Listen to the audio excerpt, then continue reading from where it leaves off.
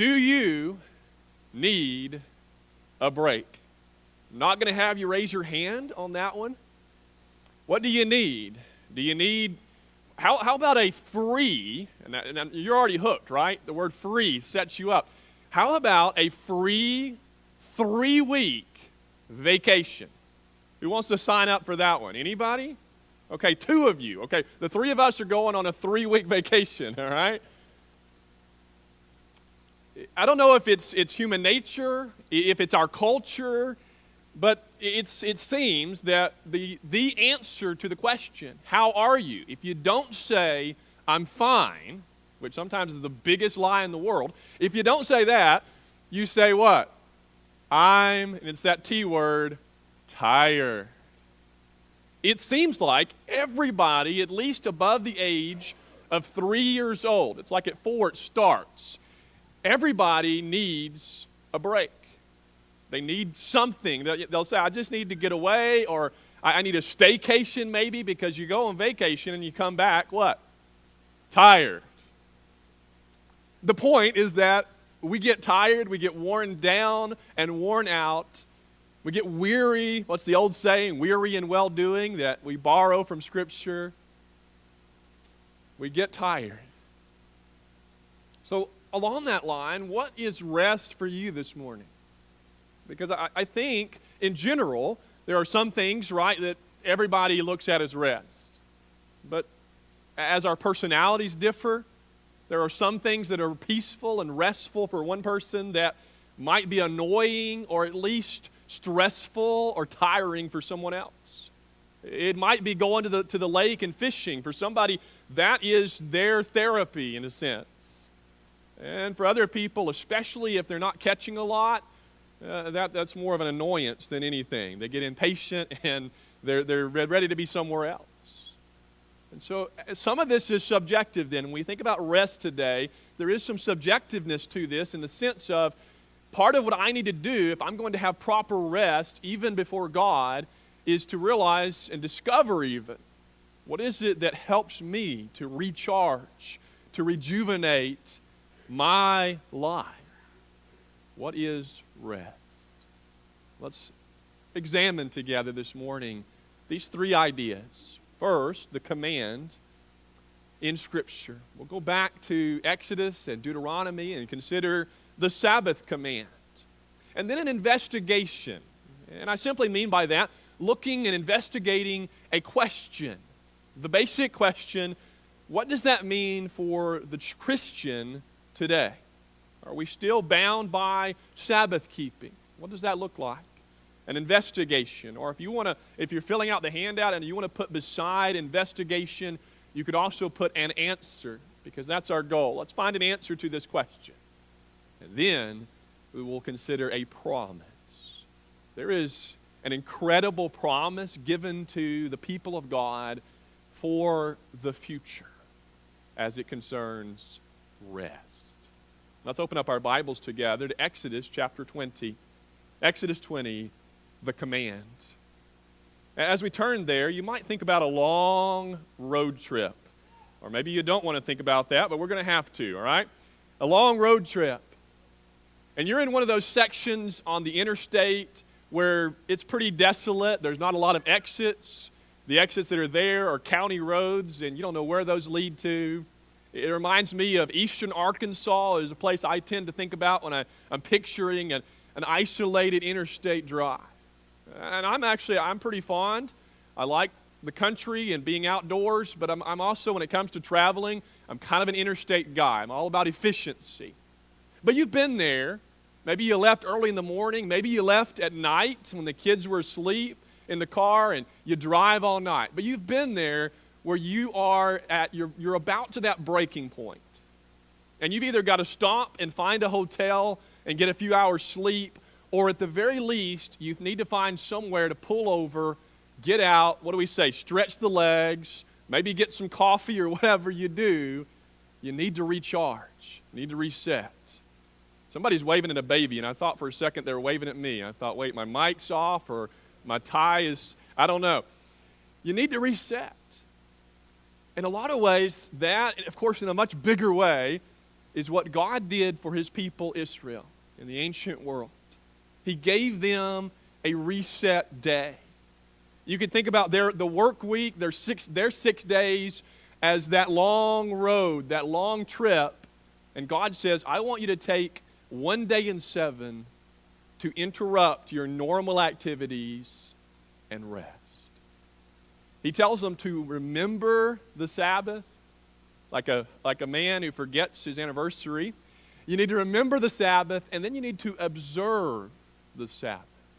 It's like the husband that comes in, and the wife says, do you know what today is? And he says, yes, I've known it's our anniversary all day long. Maybe he did, maybe he didn't. But the point is, remember and then do something about it. Observe the Sabbath day. You'll find remember here in Exodus 20. You'll find observe in Deuteronomy 5 when the commands are repeated in Deuteronomy chapter 5. In both cases, this is the longest section in all 10 words in Exodus 20 and Deuteronomy 5. 10 words as in 10 commands that were given.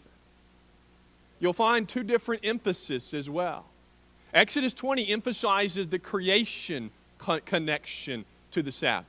Takes you back to Genesis chapter 2, where God finished his work and in a way rested. Not that God got tired, but that he stopped that work. He ceased his work and made this Sabbath day in Genesis chapter 2.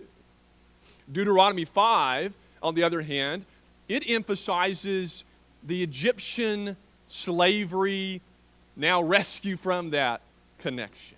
That God is the God who rescued them from the hard labor of slavery to bring them, at least ideally, into the promised land of rest. They still have work to do, but it would be different. It's about their relationship. This is the God of creation. This is the God who has created them as a nation. Remember whom your God is and what he's done for you. Let's read one of those. Exodus 20, verses 8 through 11 now. He says, remember the Sabbath day to keep it holy. 6 days you shall labor and do all your work, but the 7th day is a Sabbath to the Lord your God. On it you shall not do any work, or your son or your daughter, your male servant or your female servant. God predicted that someone might try to pawn it off. I've still got this field that needs to be cleared today, or tomorrow, let's say. I'll just have somebody else that works for me, or I'll have my son, or maybe my son-in-law take care of it. The instructions are very broad then. It includes everybody. Whoever they are, no one is to do any work on that day. He even goes on to say, your livestock, or those who are the sojourner within your gates. 4, verse 11 says, in 6 days the Lord made heaven and earth, the sea, and all that is in them, and rested on the 7th day. Therefore the Lord blessed the Sabbath day and made it holy.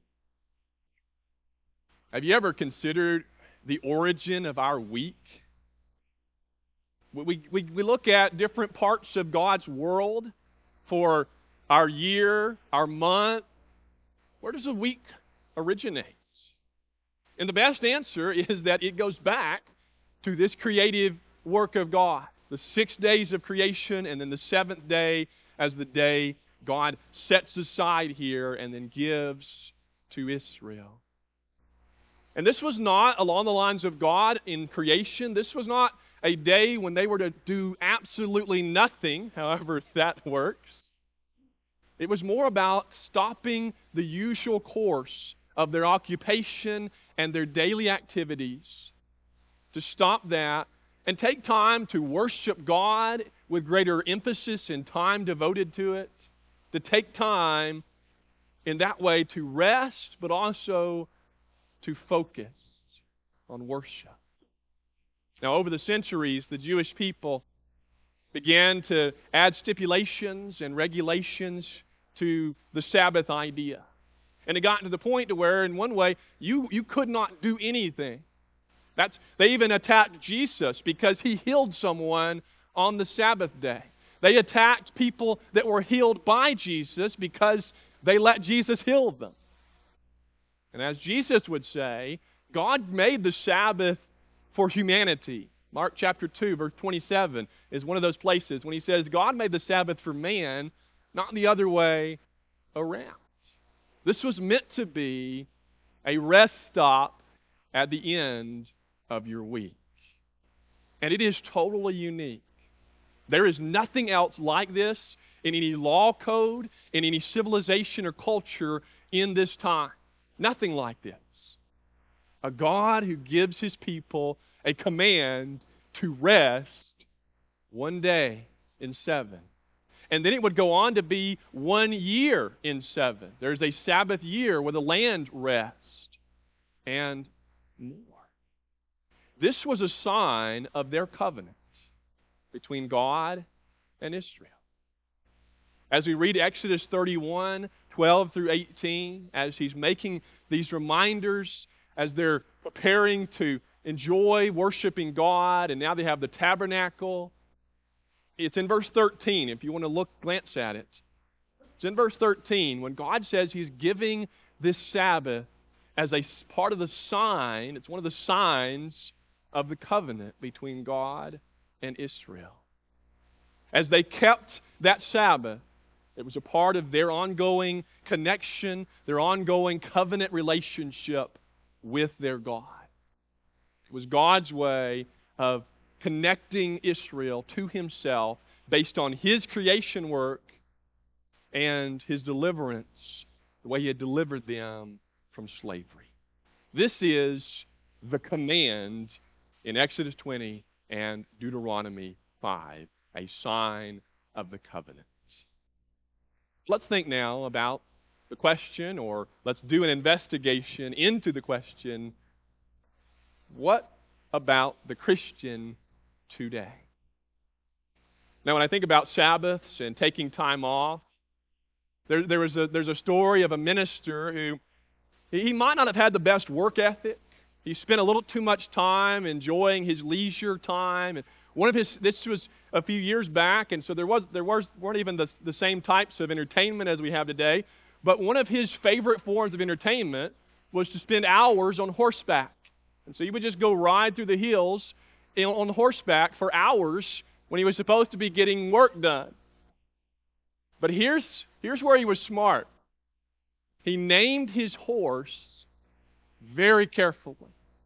Because when people would call the house and his wife would answer, they would say, "Where is he? What's he doing?" She would say, "He's out on sabbatical." He's on sabbatical. He named his horse Sabbatical. You can have fun with Sabbath days and taking time off on sabbatical. But let's think now about Colossians chapter 2. As we think about the Christian and the Sabbath, what do we do with the Sabbath? Now, some would point out, well, the Sabbath is never reiterated in anywhere in the New Covenant Scriptures. The early church is not taught to practice the Sabbath as ancient Israel was. And there's a place for that. It's somewhat of an argument from absence of evidence, but there's a noticeable transition. Some would say, well, Sunday is the new Sabbath. It replaced Saturday as the Sabbath day. So you can't you can't do anything on Sunday, and eventually laws were even created at one point in this country. They called them blue laws because they were written on blue paper originally. So can you mow your lawn this afternoon? Can you work on Sunday?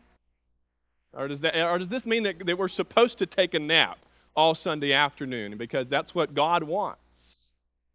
Let's look at Colossians chapter 2, verses 16 and 17, where the Apostle Paul, through God's Spirit, argues that those things, the Sabbath days, the feast days, under that covenant, were a shadow of something to come.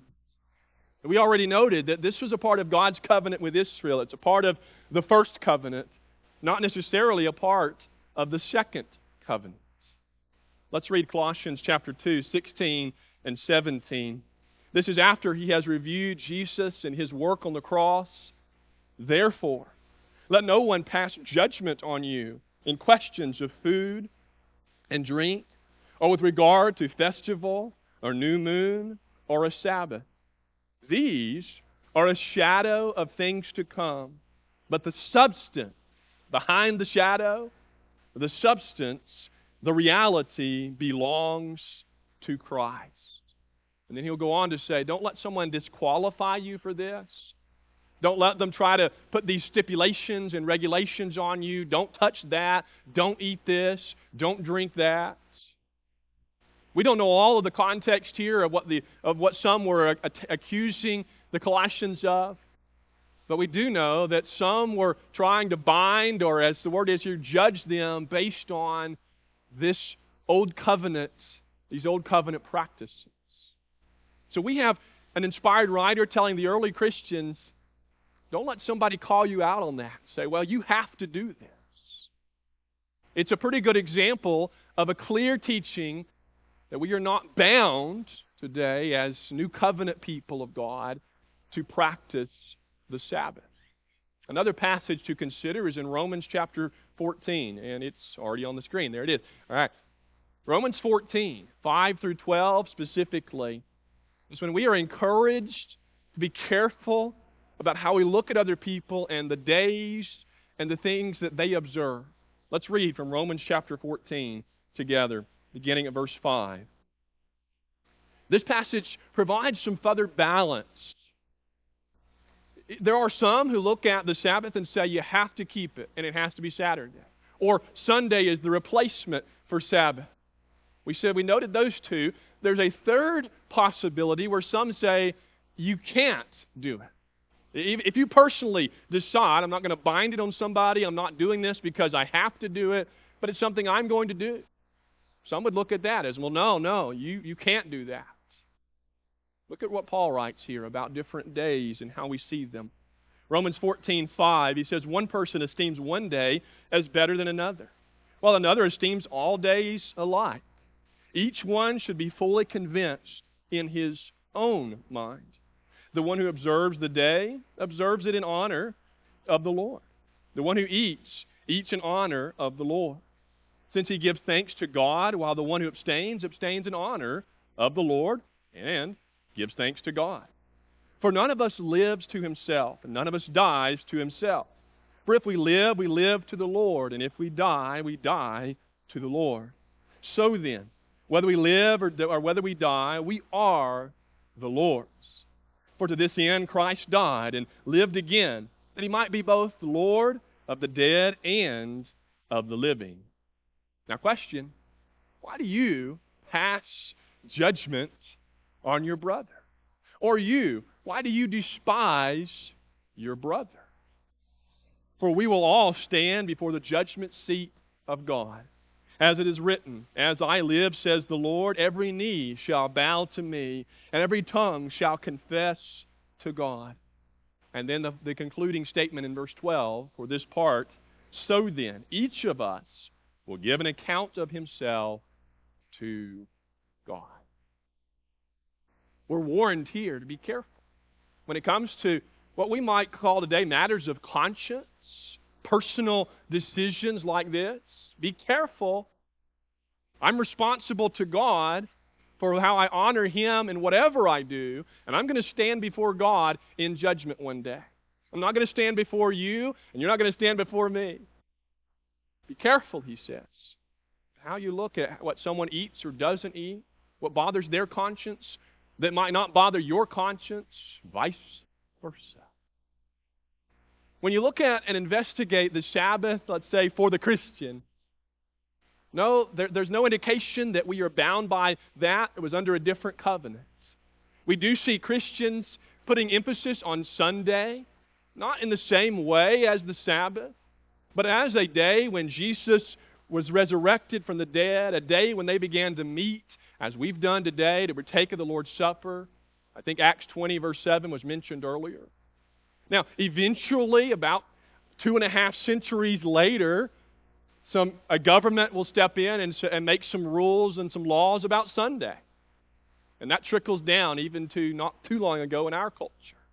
To see Sunday as this Sabbath day where you can't do anything, even crack a smile or play an instrument on Sunday. And yet God looks at it and says, no, this was pointing to the rest you find in Jesus. If the Sabbath was a shadow of something, wouldn't that be the idea? It's about the ultimate rest and comfort and satisfaction of your soul in Jesus. But at the same time, it's not that there's something wrong with picking out a day or a time of the month or the year when you say, I'm going to really rest physically, emotionally, spiritually. I'm not sure how well we do about those last two. What I'm saying is, in the Sabbath idea, there is a principle here that God sees resting as important. God did not create us as some kind of infinite power source. Just like batteries in your smart TV remote. It's smart, but the batteries go out and you're not going to have very much. We need to be recharged. That's why God designed us to sleep every night for at least 3 or 4 hours, right? That's why He designed us to have a need for rest. And we might do fairly well at the physical part. I'm not even saying we got that down pat, because we do spend so much time. We're taught to be so productive. You've got to work extra hours. You've got to make overtime pay. You've got to make sure your weekends are busy. But we get the physical part. We like naps. Most of us do. Some of us have a hobby, and it's called napping. But what about mentally? Taking a nap can help you, and getting a good night's sleep can help you emotionally and intellectually, but there's usually something missing. And then spiritually, how many of us find ways to rest spiritually? Whether that might just be as simple as some quiet time by yourself with God. That might be reading, and it might be that maybe if you try to study and dig in, that might be a bit too much effort, and there's a place for that, but there's also a place for perhaps opening up to the Psalms and just spending some time reading them and then praying them back to God and taking a minute to sit and be still, not just physically, but spiritually resting. To let go of the need to be so active and busy. There's an old native proverb that says sometimes we have to stop and rest to let our souls catch up with our bodies. And that's an old proverb. If anybody needs it, it's us. We run, and we're so busy, and then no wonder we're so tired. There's another quote I ran across. Someone said this: to beware of the barrenness of a busy life, one that majors in work and minors in rest. To major in work and minor in rest.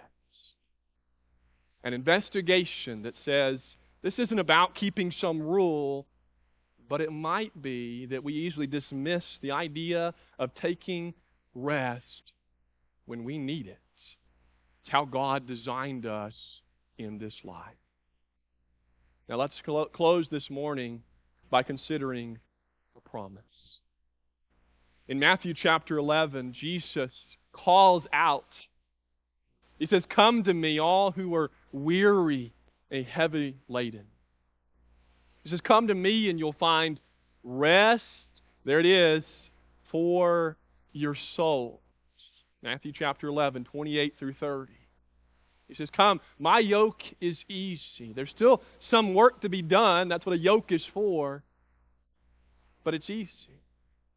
This doesn't mean that being a Christian is always comfy and never difficult.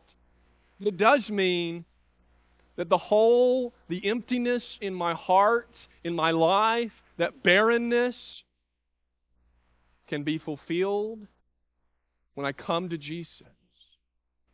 And that's coming to Jesus, to become His disciple, to be buried with Him, to clothe ourselves through baptism to then live life where I have been crucified and Christ lives in me.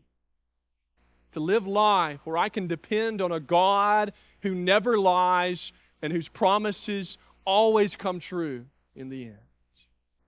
Because He has promised not only peace and spiritual rest in this life, but something to come.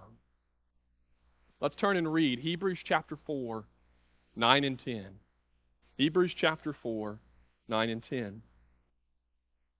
Hebrews chapter 3 and chapter 4 both bring up this idea of rest. He goes back to the ancient people and how those who did not believe God in the wilderness, they never entered the land of rest. But then he says even those who did enter, they still needed rest. They never really had the final rest of God's people. He says there is a rest that remains. There's a future rest, a hope that is to come for rest. And so we read in Hebrews chapter 4, verses 9 and 10, "So then, there remains a Sabbath rest for the people of God. For whoever has entered God's rest has also rested from his works as God did from His." And then on a more cautionary side, the next couple of verses say, let's be careful that we don't fail in our sin, in our rebellion, to enter that rest. There is a future rest for God's people.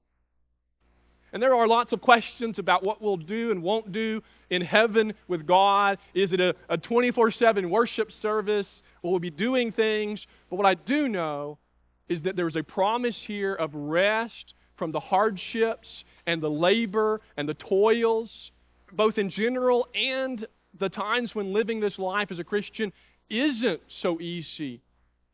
There's a rest promise. And we get glimpses of it as we live this life now. But it's only a glimpse of the future rest promise from God. It's the hikers who they're getting exhausted climbing the mountain steeps. But the guide tells them, he keeps telling them, just wait. Just wait. The view, when we get to the top, is so serene, it'll be worth it all. And they begin to see glimpses as they reach one rise. They see a bit of this picture through the trees, but then they arrive. And all of their work and labor to climb and enter, now it becomes, as he said, worth it all. That's what God has promised us. As we do what life here sometimes feels like mountain climbing, and you can't get a break and you can't get even, you rest and then you just go back to it. God says one day the cycle will end, and I will give you eternal rest. We've seen this morning God's command to ancient Israel, the command. We've taken an investigation. The Sabbath today, we've been reminded of the value of rest in the layers of who we are, physically, emotionally, and spiritually. And then we have before us the promise of rest with God through His Son. Today is a call to the meaning and value of rest. What are you doing to rest? You asked yourself lately? It is also then about life with God, where I rest in His Son, not for one day, but by daily growing closer and deeper in my relationship with God, finding rest in the one who made me in my God. If we can help you today to become a child of God, to live and be encouraged to be that child of God by the prayers of your family here, let us know as we stand together and